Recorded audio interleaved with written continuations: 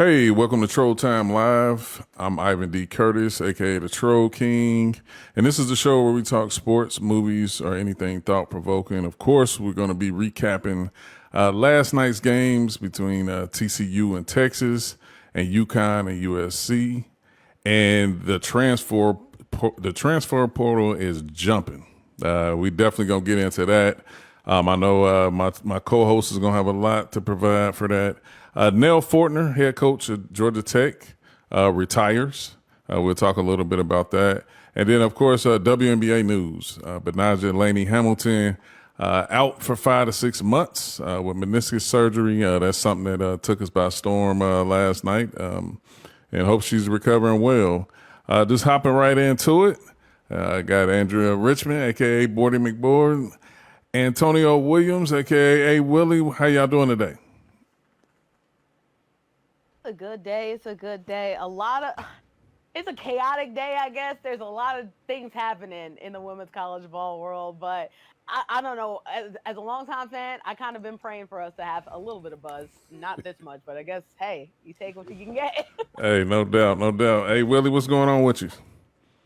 Hey, we we stand strong over here. I'm tripped from glory. Like I said last night, I was literally watching that game with a stone face, watching my USC Trojans play, watching them play, stone face, just tears rolling down. Like, I Hey, thought Willie, they fought on. I They fought thought on. I thought about you, but they did fight, man. They fought for Juju and they fought for you too, man. They're hopping right into it. Game one was TCU and Texas. Texas went on to defeat TCU 58-47.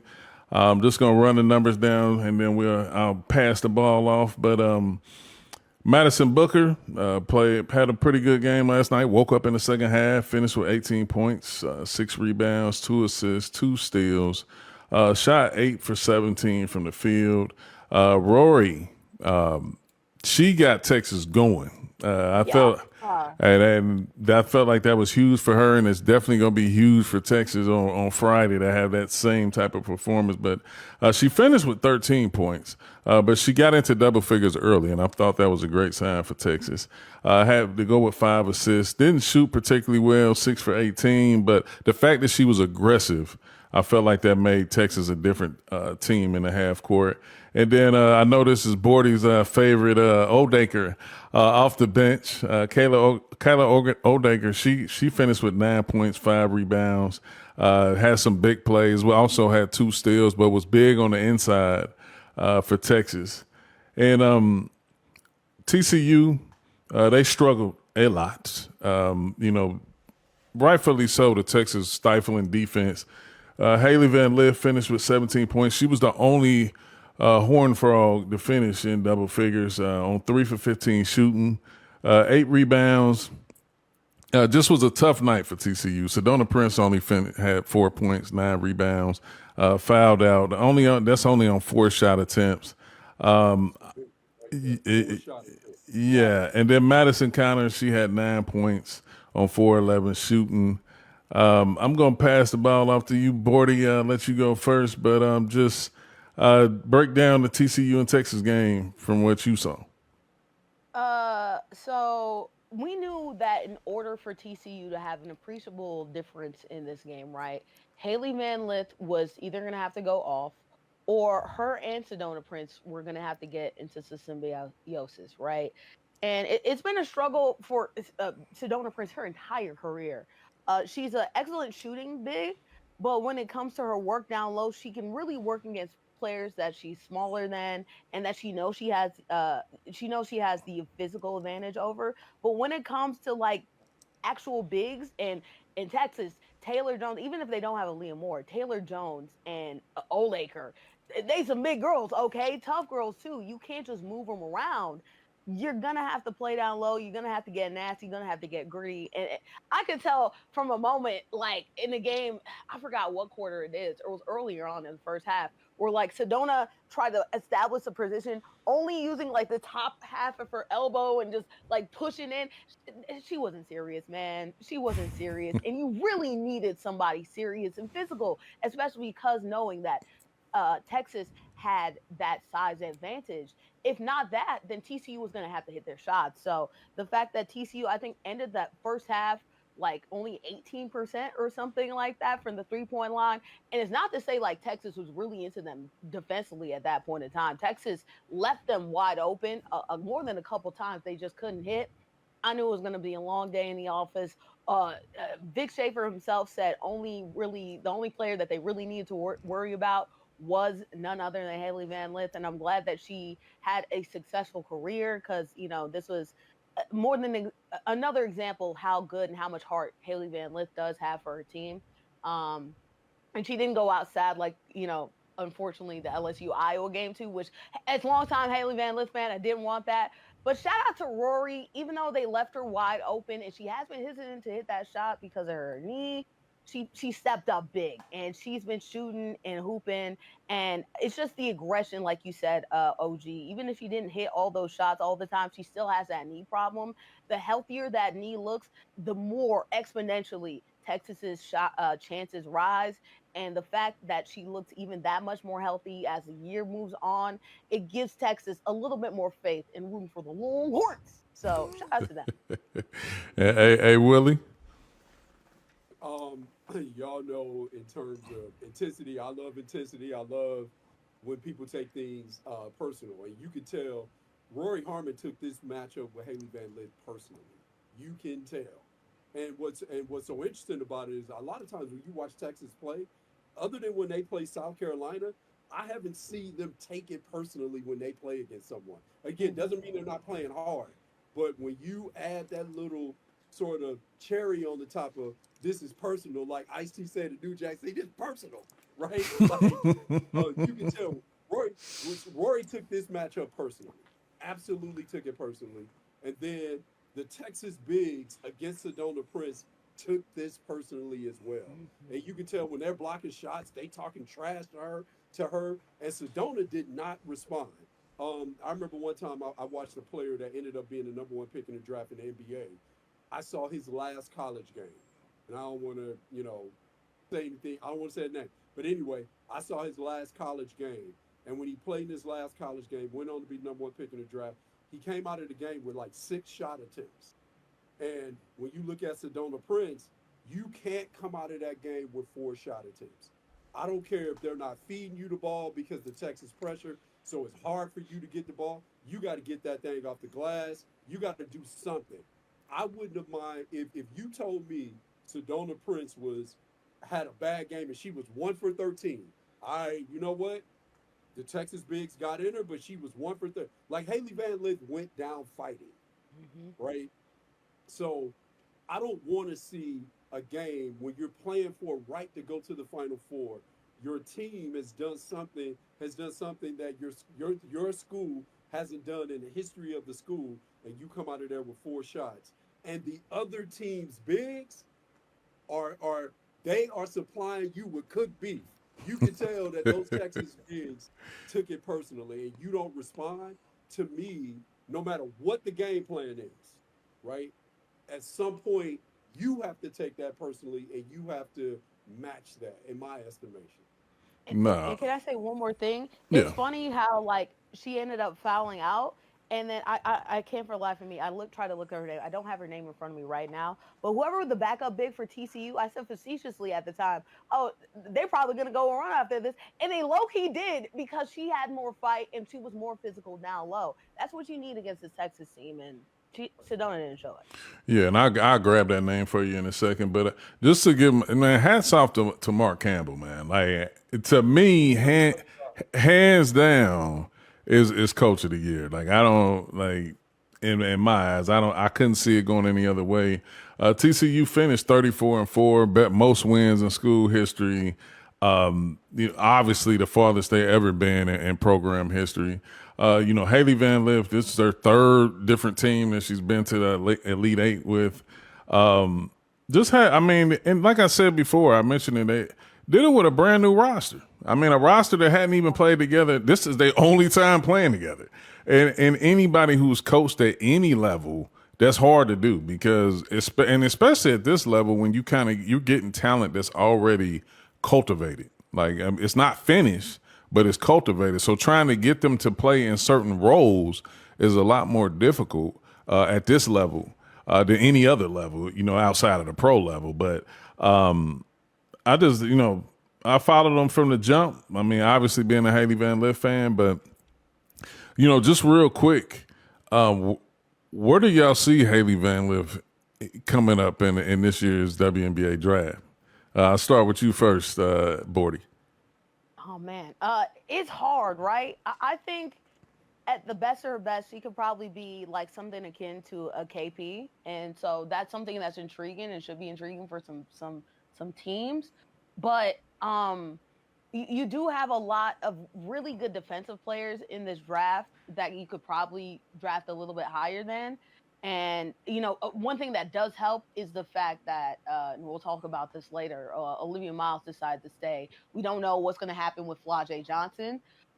So I would say low first round, high second, and it has nothing to do with her skill. I think this is a much deeper class than a lot of people feel. But I think she's made a lot of strides when it comes to her ability to facilitate and her defense as well. And so that will only help her as the evaluation process moves on. Yeah, your thoughts, Willie? For me, I think it's about fit.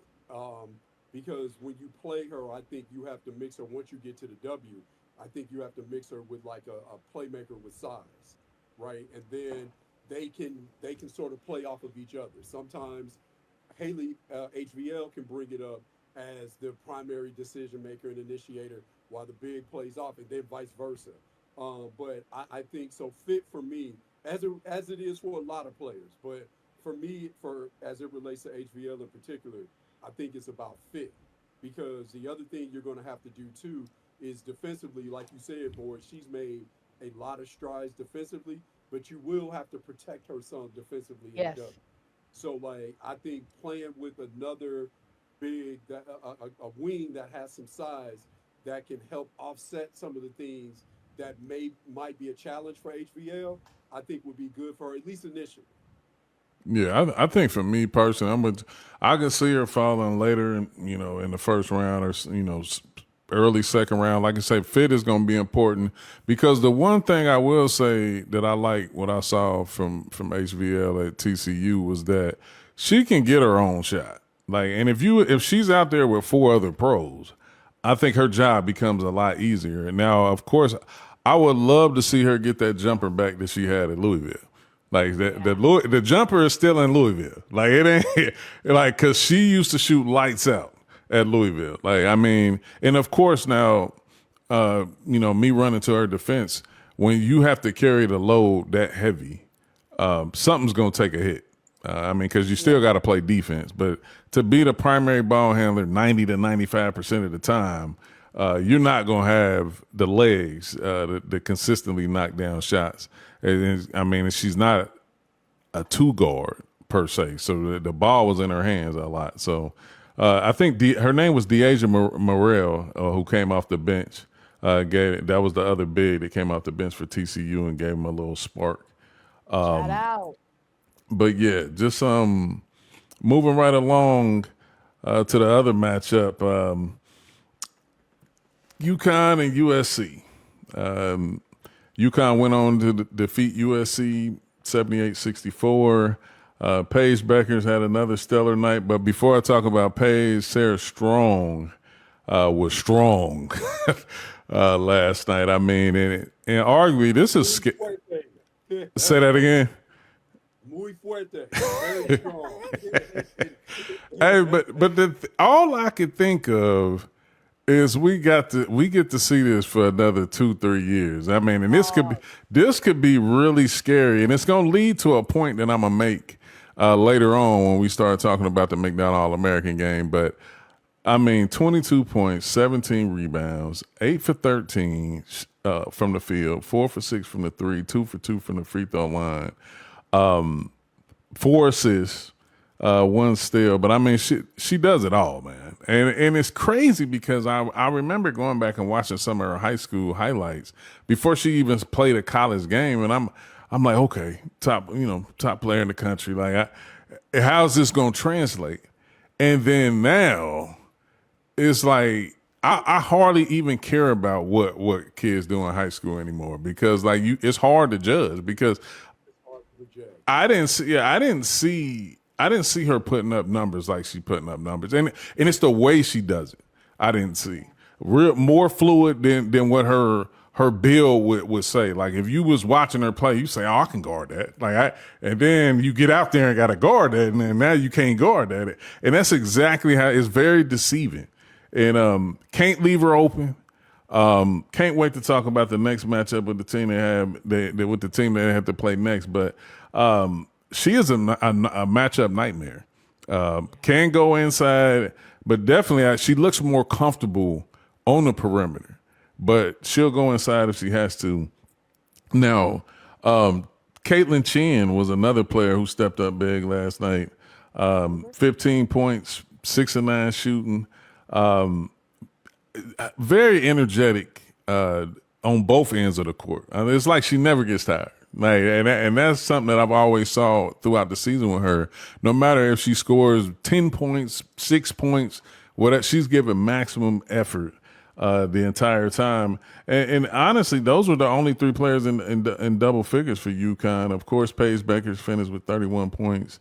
3 rebounds, 6 assists, 4 steals, 9 for 18 from the field, 4 for 8 from the 3, and 9 for 11 from the free throw line. Now the 9-11 from the free throw line is more important than any other stat that I just said to me because that's to let you know she's being aggressive. And when Paige is aggressive, she is by far the best player on the court, no matter who's on the court. And the last thing I'm gonna say before I pass the ball to you guys is that Paige is an interesting player because if she wanted to break any type of scoring records or anything or whatever, it could have been done.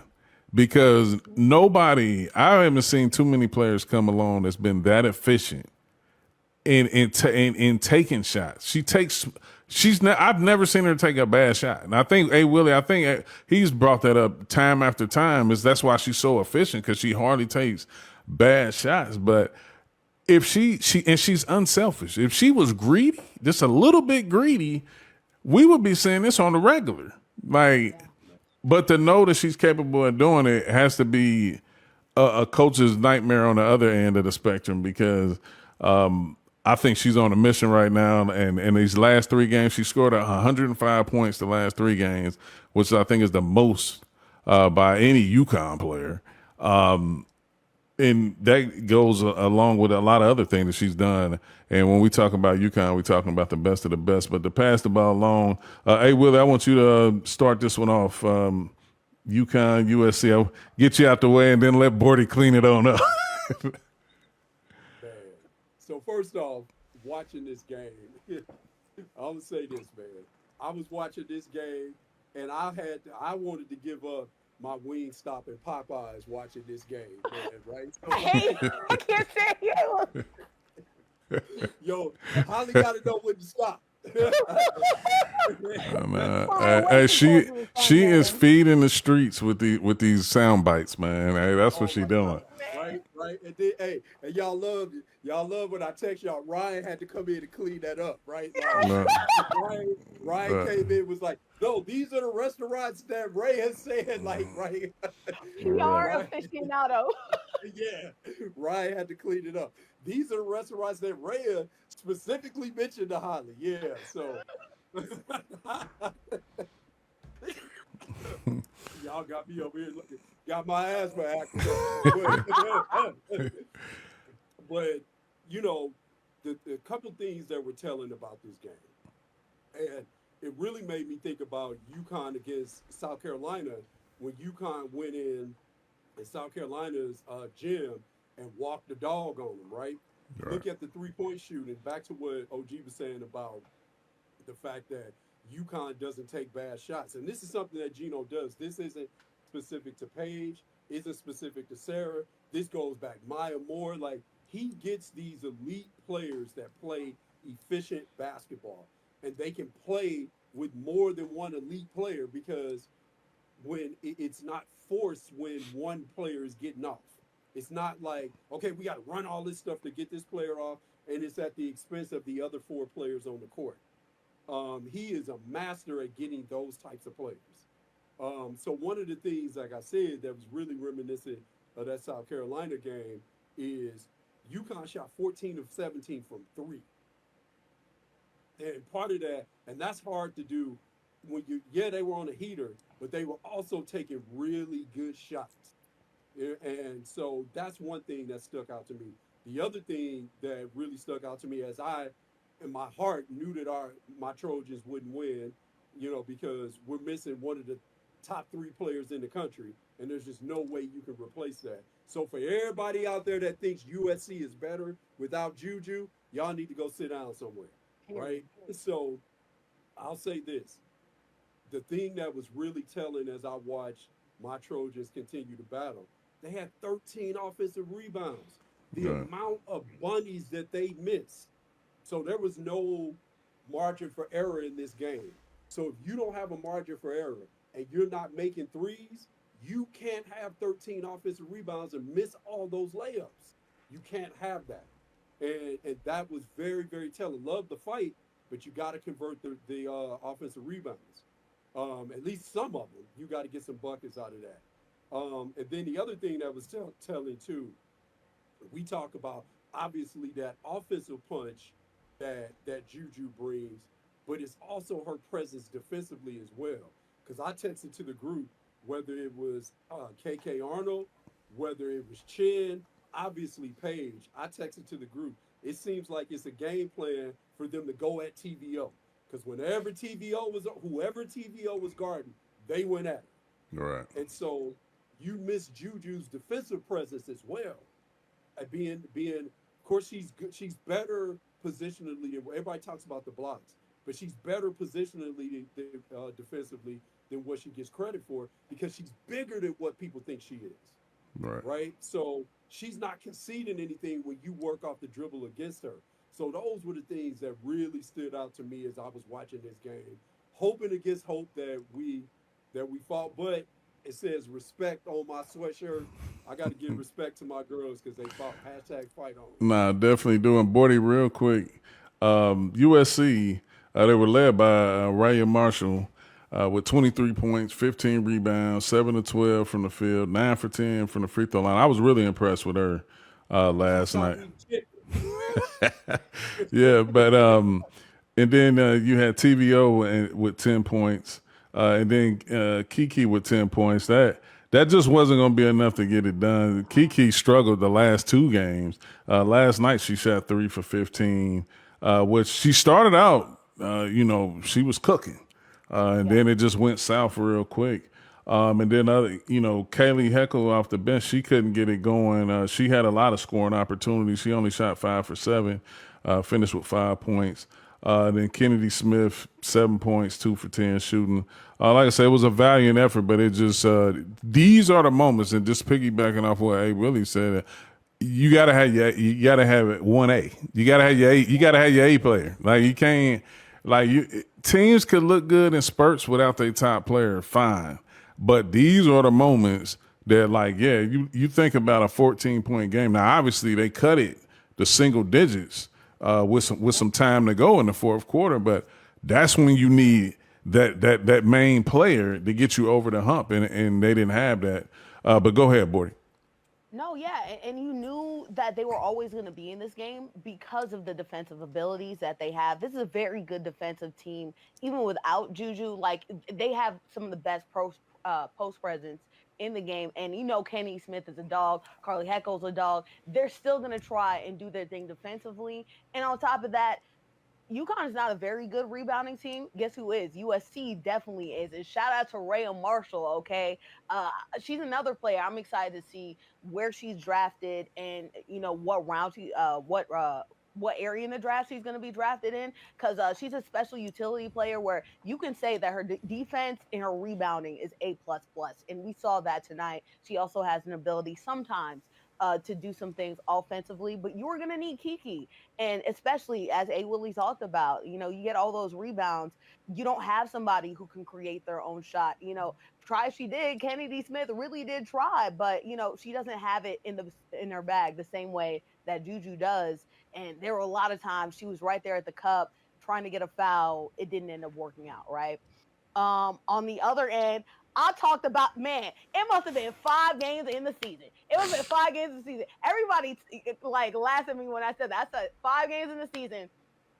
Sarah Strong's the greatest UConn player I've ever seen. Like, period, not blank. Like, no, I'm not gonna say it. Like, I felt like that same dude who said like Paige Beckers is gonna be Diana Taurasi when she saw him in the 6th grade. But like, I really did feel like that whenever Nike gave Gino the retirement ladder, it was like, hey, you gonna end this, right? I was like, no, you have to see Sarah Strong through, because as you talked about, like, she is so good, like not only in the post defensively, but on the perimeter as well, like elite on the perimeter defensively. Her face-up game is strong. She has a great basket game. She's so fluid. Like, she does not look like a freshman all, period, right?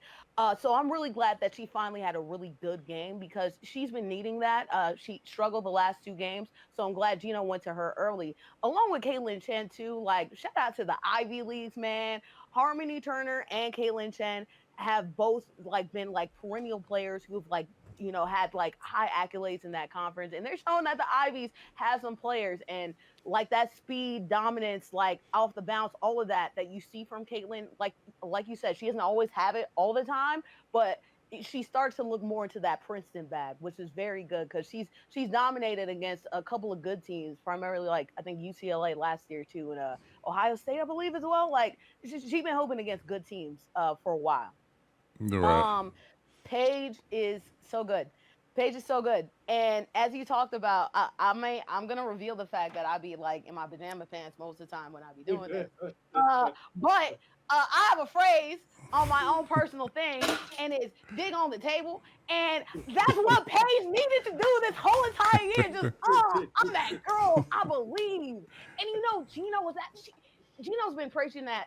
Everybody gets on Gino for being like getting on her, but everybody knows that Paige is that girl, and she's so selfless that she doesn't do that next step, and it's like, but this year of all years, they needed her to do that, and she stepped up in a massive way. DOTT, baby. I love to see Paige in this element, dude. And I can't wait, because they're gonna need it against UCLA for sure.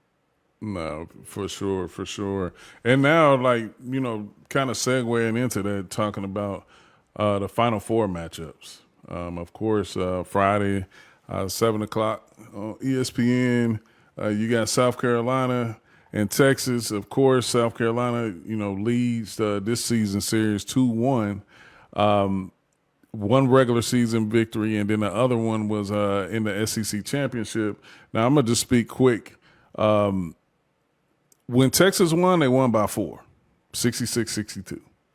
South Carolina has won by, I think, 19 and 17. Like, when they have won big. And now, considering both teams won on their own home court, South Carolina won the SEC championship, that's damn near their home court. So I'm hoping that now that we have a real neutral site, that, you know, we'll see a different type game. Honestly, for me, I think if Texas comes with that type of intensity, if Rory's aggressive early, because that Rory Raven matchup is going to be real interesting. If that's what that turns out to be, but I just think if they can be aggressive, if Madison Booker. Something that I saw, and I think A. Willie had he had texted chat. We had seen it at the same time, where she was missing shots and she was just having a fit. And to me, I think that's going to be key, because to me, she's the X factor. South Carolina doesn't have a Madison Booker. They have other players to match Texas, but they don't have a Madison Booker. Like, they don't have anybody on the perimeter at the wing position that does what she does. And to me, if she comes out and asserts herself and stays within herself, it could be clips for South Carolina if everyone else matches the intensity. You're talking about Taylor Jones, the O'Daker, all the inside players match the inside players of South Carolina. It's an even matchup.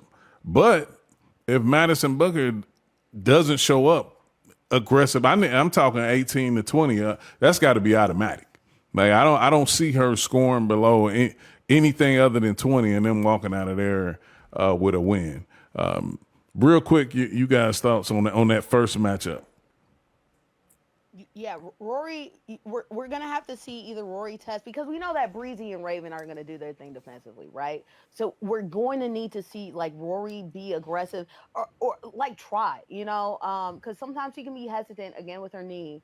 About whether or not how aggressive she can be and whether she can hit those shots. So the fact we saw her hit a three last game, I'm gonna need that same type of energy or at least that same type of testing with that offense because South Carolina can't keep getting away with this, man. Like when you have Maryland, and shout out to Maryland, man. They really fought. Brendan Bob Freeze doing it for the Bobs. R.I.P. to the other Bob that we saw, uh, uh, Coach in That's their Stanford. version Like, of the bust down, Bordy. yeah, the bust down Bobs doing it for the Bobs since we don't have it in the coaching game no more, right? Uh, but like that team was super hobbled, and it took South Carolina down to the line, right? Duke is another team where we know Duke is very good off defensively, but they don't really got much going on offensively either, right? Um, and this could easily be another situation to where like Texas sometimes they go on scoring droughts, and if South Carolina and Texas go on scoring droughts, then guess what? South Carolina will survive either way because they have the coaching ability, the grit, and as cliche as it sounds, the winners. Raven Johnson may not always hit her shots that you want her to, but man, her hitting a three and being confident about that in that last game against Duke, that was important. Her blocking shots and all of that, that's important, right? And it's just those type of plays that matter in those in high leverage situations. People who are more used to performing in high leverage situations tend to do better. So that's why Taylor Jones, Olaker, they have the size advantage. They're really going to have to do that, especially if Sanaya Fagan decides, I know how to do fadeaway. I know how to do fadeaway jumpers now. Like, huh, Sanaya, who are you? Okay, welcome to the party. But they're going to need that, and they're going to need Madison Booker. Breezy, I know, like she said, she's a crash out. She's going to want to play good defense, but Madison still has to find a way because she really is most of their hope. Especially if this is just a grinded out battle. Yeah. Hey, Willie. Again, y'all know I love matchups. You know I love petty. What did Bree Hall say at that SEC championship game? Who can't? Who A can't? crash out. Who can't guard me? Who can't guard you? Yeah. Right. Nobody, not her. Yeah. Hey, it's about to be petty. It's gonna be it's about to be petty. I want to see that because I want to see, to your point, what you just said, OG, and what you were saying as well, Bordy, right? When you're looking at players that are supposed to be these players that are elite players, you're going to get everybody's best defensive matchup. And in the case of a Bree Hall can probably defend on the WNBA level. And so you're going to get that. You got to be ready for that. I want to see what Madison Booker does. Does she say, I got to get my look back? I'm very, very compelled. That's very compelling to me to watch that matchup. Then what you just said as well, Bordy, Sanaya Fagan is also very petty, right? Very petty. Blocking shots, talking trash, all that. I love it. And when she's playing well, because I know we talk about it a lot, man, Chloe Kitts is going to give you everything that she has in the paint. She's going to give you everything that she's got, right? Sometimes it's a struggle for her to finish through because she's just not big enough in terms Yeah. of her girth, right? She's not thick enough in that way. But she's going to give you everything that she's going to fly around as if she's one of those big, big, big girls like that, Mm-hmm. right? And so for me, Sanaya Fagan, what she does offensively, and the other thing I'll say about this as well, I mentioned this to earlier in the chat when Duke was playing South Carolina. I was saying how Aluchi was going to make it difficult for Malaysia, and that's exactly what she did. I look for Wiley to have a breakout game here because Texas doesn't have the same depth in that way, and they can't send multiple bodies or an absolute dog at Malaysia for Wiley in that way. So for me, I look for more of a breakout game from her. But yeah, Madison Booker, to you all's point, she really, really has to be making shots. And sometimes, like, and I love people that do their thing in the mid range. I love it. sometimes I want to see her get all the way to the rim, get downhill, get to the free throw line a little bit. I want to see that from her as well, because she's going to have to do that, especially if she's feeling out. Because if I'm her, yeah, I know Bree Hall is going to be jacked up for this matchup, but I also need to attack Bree Hall because I need to see how the game is officiated. Right. And if the refs aren't letting South Carolina and Bree Hall be physical, then I can get to the rim a little bit, get to the free throw line.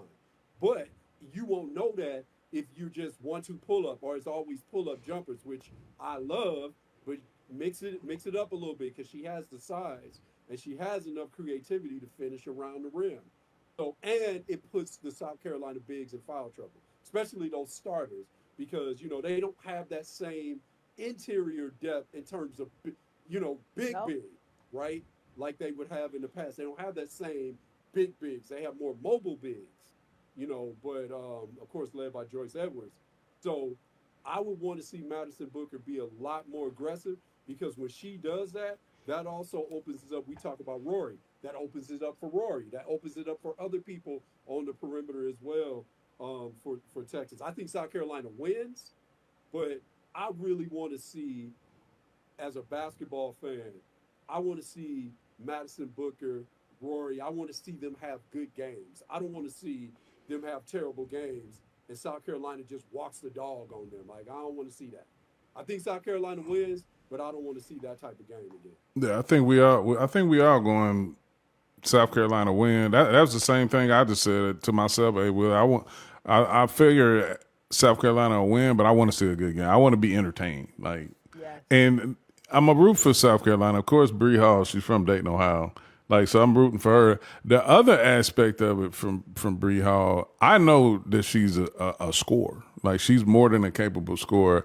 She's held down her role at South Carolina, and sometimes I wonder how much that affects if she wants to go pro, or if that's because not every player that's playing as a senior always want to go pro, but if she wants to go pro, I wonder how much has it. Like, is it taking anything away from her just being a primary defender, knowing that she came there with a reputation of scoring the ball? I mean, it could work to her advantage, it could not, but it's going to be interesting. And then along with, as we mentioned earlier before talking about players coming into this draft, is that I think it's going to be a lot of players that come into this draft that's going to be able to play coming right off the bench. They don't have to be starters or star players, but I think they're going to fit right in as high-level role players. And that's something that I do see happening for her, if that's the route she takes. But, yeah, I think I would just want to see a good game overall. And getting to the next matchup, UConn and UCLA. I can't help but to think this is going to be a good game.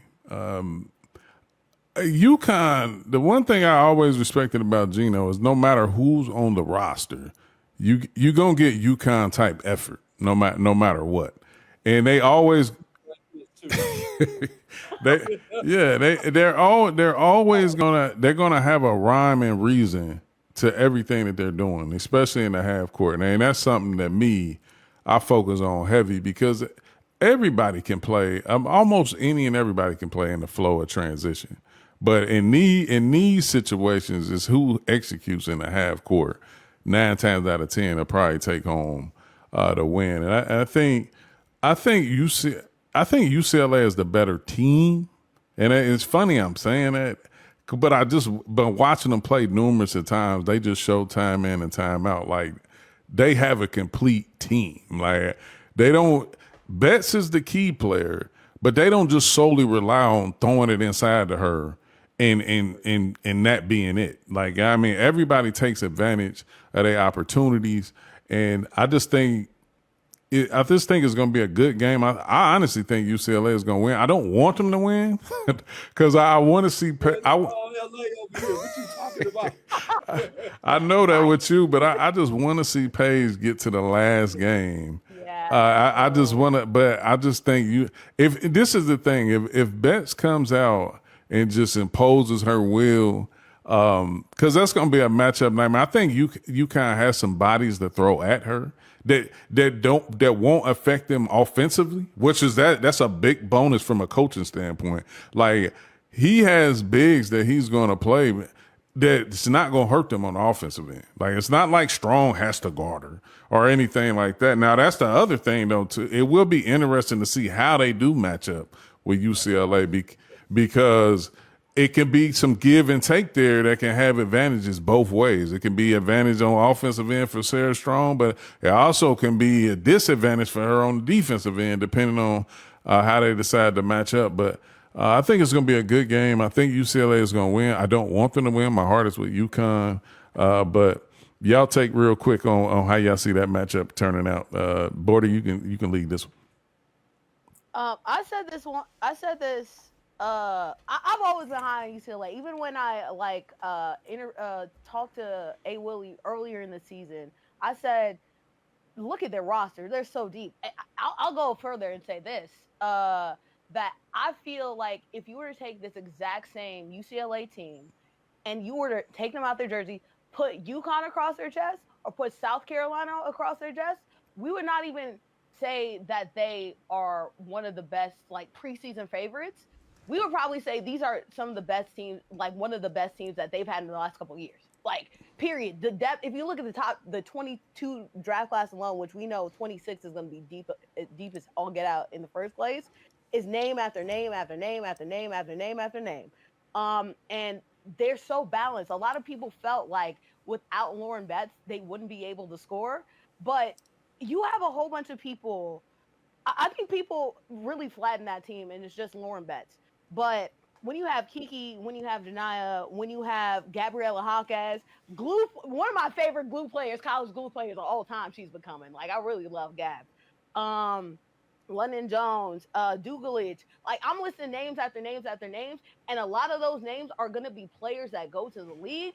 It's one thing to say, like, okay, they can have inconsistent performances, and that's true.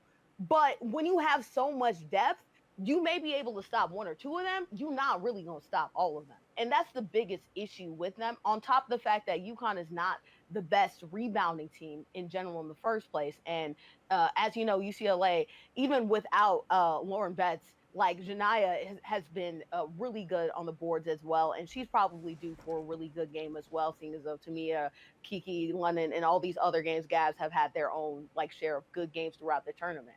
So I do think that UCLA does have that advantage, particularly with the size down low. I love Sarah. I love Jana and her like future. Lauren Betts, they're not as good defensively down low. And Lauren Betts is a beast down low. UCLA is a much better defensive team than I feel like they gave credit for too. The guard matchup though is going to be interesting. If AZ Fudd and Paige are just hidden, like UCLA's weak point is probably the perimeter guard defense. So if they're just hitting, it could turn up to be a toss-up. But I still think that UCLA, like I said, any other team, we'll be giving them their flowers. But they're a one seed that I feel like they're the lowest in the odds of winning the championship under Texas, which is crazy. So if any other team, any other set of these players, we'll be giving them their flowers. For whatever reason they're doubted, I said in the beginning of the season, I'll say it to the end, UCLA, they're just too deep. I really do think so. Yeah, I think real quick before I pass it to you, A. Willie, I think you've been saying that for a minute now, Bordy, and I think it's the Don Staley in South Carolina effect. Yep. Along if you got the UConn, if UConn is in the mix, it wipes out everything else. Yep. Like, I mean, because I'm with you. Like, UCLA has been solid from beginning to end. Like, they, the record speaks for itself. They 34-2, and of course the two losses came from teams that just bowed out. So both of them came from USC. So so like it is funny when you think about it, because like you said, if it was any other like that's all we would probably hear about. Like, and we don't really hear anything about UCLA, and I think when you start naming names, I made a post about Tennessee. Of course, not on the same level of UCLA, but when you think about scouting a team, you can't just focus on one player for UCLA. Like, anybody can burn you in any given stretch. And I think Tamia Gardner is big proof of that. Like I said, I know for pound, she got to have the quickest release in the game because you can't take a half a step to help off of her, and it's going up and it's going in. But I just like when you start naming names, Jaquez and like they produce when the opportunity is given to them, and I think that's going to be something to watch out for. Hey Willie, your thoughts on UConn and UCLA? No, that's all summed it up. Yeah. Yeah, but it's going to be a fun night. We're going to keep it moving because we're definitely going to get out of here because the McDonald All-American game, the girls' McDonald All-American game is 6:30, I think, on ESPN2. So we're going to be moving right along. But the transfer portal, of course, everybody's hearing about Olivia Miles foregoing her WNBA eligibility to go into the transfer portal. And I think it's a do not contact if I'm not mistaken. Is it a do not? There's no do not contact. Okay. As far as now. Okay, but I'm pretty sure she got her pickings. But I kind of want to throw a sidebar with this because nobody, Kate Koval also entered the portal from Notre Dame.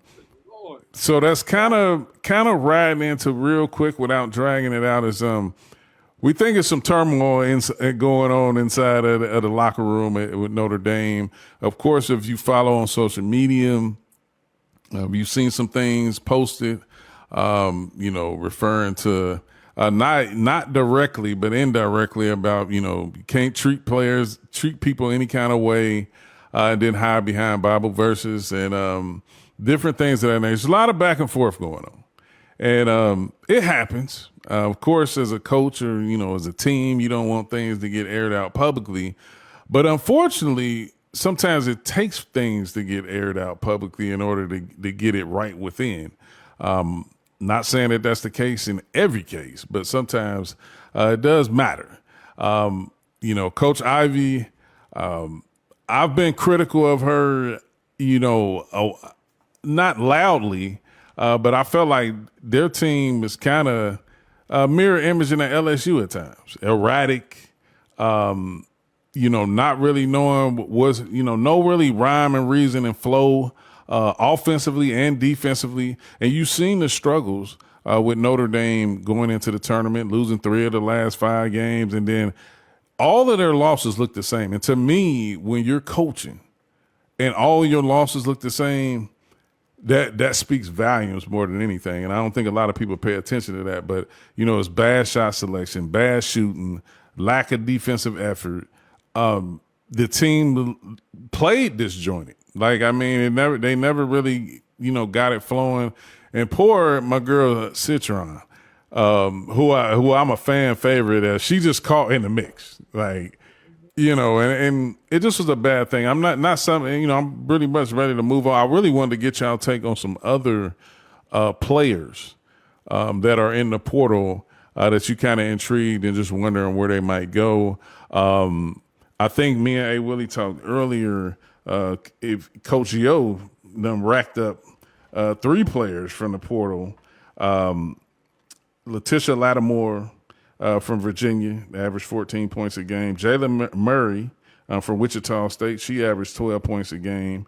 Caitlin Peterson averaged 21 points a game from Central Florida. And I'm going to say this, and then I'm going to pass it by to you guys. I like to hear this from Coach Yo because we 3 players that you got in the portal averaging double figures, and then you got 1 that's averaging over 20, and Lord knows Ole Miss needs scoring. They play defense, but they need scoring. And if you're going to go in the portal, I always say, now I do this on my dynasty in football, in college football. When you go into the portal, you're not going in the portal to get projects. You're going in the portal to get players that's ready to go right now to give you what you need right now. And I think she did a good job doing that. Your thoughts, A. Willie? Y'all know I call it club portal. Hey, like that joke. Hey, coaches, leave your players at home. Jumping, boy. So we got Arenas out of Louisville out, right? Yeah. Sarah Williams at Wisconsin. I think, of course, everybody's talking about Tanai Latson. Everybody talks about Olivia Miles. And rightfully so. But man, Sarah Williams, whoever gets her is gonna get a player, right? In terms of a big that plays hard, can space the floor, can score in the paint as well. Man, the club is jumping. Jada Williams all on Instagram Right. at Iowa She doing State. the whole high school. She all, Crazy boy, dog. hey, that joker jumping. Boy, they try to get everybody in the club. They hollered at they in the car like 50 Cent when he drove off. Hey, Audie Crooks, you want to get the club? Nah, I'm cool. Nah. Hey, that joker is in there jumping, boy. Woo. Jumping. So, it is interesting because as you all alluded to, right? The club is going to be jumping because a lot of these elite players, when you start looking, you all know I love numbers from working in roster construction and working for leagues. These elite players, some of them it makes sense, especially if you're Olivia Miles. Maybe you don't have the same NIL as because what people don't understand when they talk about women's basketball, I'm gonna say this real quick. People don't know. Again, you got to know sports marketing. Hey, we giving y'all good game on this show too. When you have NIL deals and you go on to the professional ranks, those deals go with you, right? So with that being said, so people have to know that. So if you're like Paige, or you're like you alluded to earlier, boards with Flau'jae having to make a decision, for them to go in, maybe it's not as detrimental to their pockets to go in under the current WNBA CBA because they are the biggest presences in all of college basketball, men or women, right? Yup. But when you're Olivia Miles, when maybe your presence isn't like theirs in terms of the deals, whether it's, we got Flau'jae talking about, she know what it's like holding that trophy up, right? In her Yeah. commercial. And so maybe if you're Olivia, you don't want to go in under the current CBA because you don't have the same level of deals as Flau'jae, the same level of deals as Paige. So for you, maybe it makes sense to go on and get in the club, have somebody buy you some drinks, have somebody take you home and give you a scholarship, sponsor you, and come on over, get that NIL money, and go in the WNBA under the new CBA, where guaranteed, if there's probably going to be a rookie scale, and the rookies are going to make more coming in than they're making right now. So, so it makes sense when you see an Olivia Miles say, you know what, let me consider this, and I'm gonna get in the club. Or you look at Flau'jae, who I might go to the club. But I might, go to the W rather. So I think when you see that part is really interesting to me. But like I said, I think this is something that we're going to see quite a bit moving forward. And I'm here for it. And I'll say this one real quick as well. Like, you know, the problem for everybody that has an issue with player empowerment. This is, again, we like relationship advice on this show, right? So don't put yourself in a situation with your partner where everything is going your way, and then you do something, and now, in order to course correct, you got to do everything for them. And so, as it relates on the NCAA side, part of the reason why this situation is like this is because it's been so out of whack. It's been so slanted to coaches. It's been so slanted to universities. It's been so slanted to television partners that any little give feels like, oh shit, we giving all this control to these players. And Right. so I'm for it because it also, as a coach, it forces you to stand on what you're telling these players. OG and I were talking earlier. You can't come and recruit me and tell me you're gonna make me a focal point just so, as we know, coaches do this. In order for you to not go to another place, they will take you because they're weakening an opponent. They'll take you knowing that you won't go somewhere else. Get you on the roster, sit you on the bench, and then there's no recourse for that. Nah, man, like you told me you were going, this was going to be the role. It's not the role. I got to get in the club. So I'm all for it. All right. Bordy, real quick, you got any intriguing thoughts about anybody in the portal right now?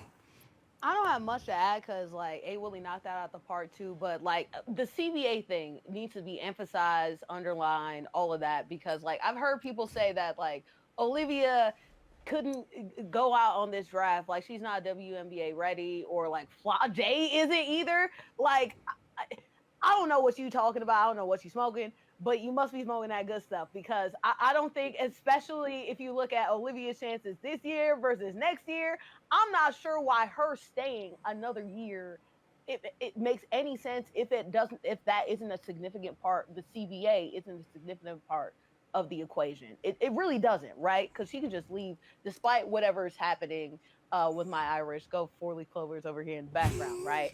Um, but it yeah, no, and I do hope that even with all of this going on, like we've seen this unfortunately play out with Kelly Graves, and we've seen it play out with Brenda Broad Freeze, right? Shout out to the Bobette, the Bustettes, right?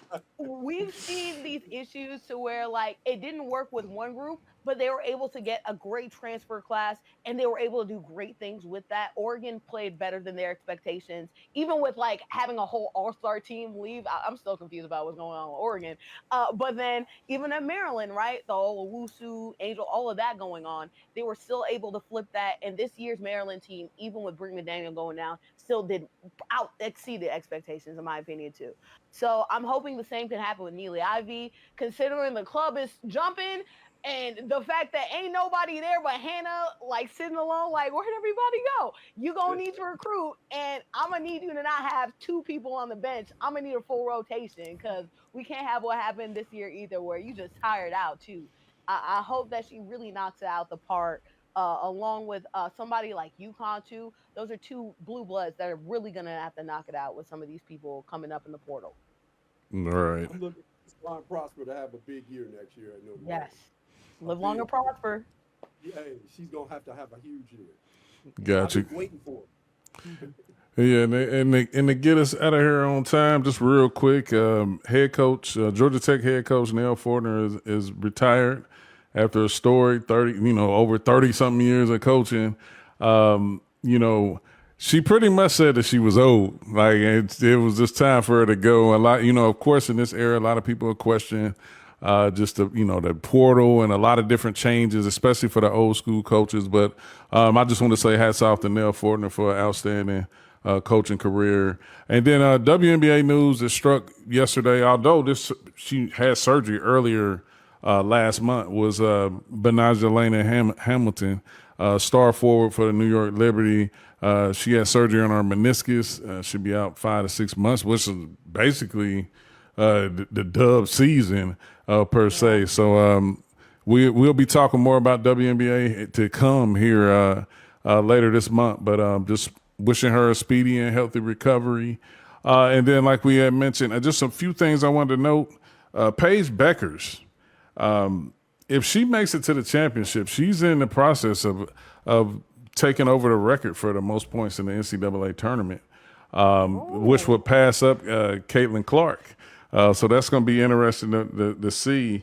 I got the numbers right here. Caitlin Clark has 492 points. Shamika Horsclaw is second, is 479 points. Maya Moore, 476 points. Brianna Stewart, 446 points. And then you have Paige Beckers with 444, who's tied with Nneka Ogwumike. So she's in great company for somebody who's been hurt. But that's going to be interesting to watch. And then also Sarah Strong is the second player in UConn history to have to score over 600 points as a freshman. And Maya Moore is the other one. So that lets you know where she's at in her career. Already, please, like, go, what's going on in Taylor's right now? But this, I want to thank everybody who stopped by to watch the show. We truly appreciate it. And I normally say but I'm going to say we are here to laugh, show love, promote, talk sports, movies, joke, and troll. Catch us on the next episode.